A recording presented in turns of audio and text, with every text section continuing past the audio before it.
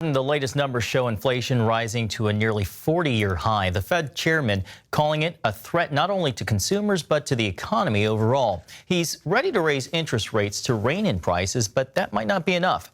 CBN's Caitlin Burke explains. On the positive side, unemployment numbers are dropping and wages are rising as the economy experiences rapid growth. Those trends, however, are also driving record price increases. We know that high inflation exacts a toll, particularly for those less able to meet the higher costs of essentials like food, housing, and transportation.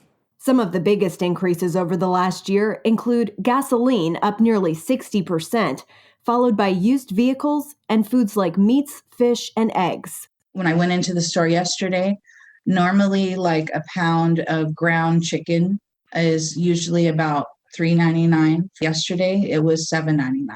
Jerome Powell, seeking a second term as Federal Reserve Chairman, says the Fed is committed to a strong labor market, which can't happen without price stability. In a way, high inflation is a severe threat to the achievement of maximum employment and to achieving a long expansion that can give us that. Powell announced the Fed intends to raise interest rates during 2022 in an effort to control inflation.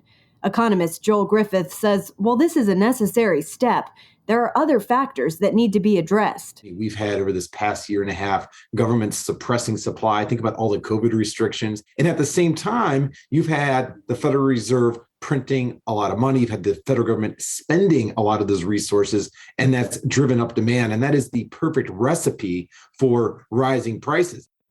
While Griffith expects supply chain issues to resolve themselves, he adds if the government can't get its spending under control, things may get better, but inflation will remain elevated long into the future. Caitlin Burke, CBN News.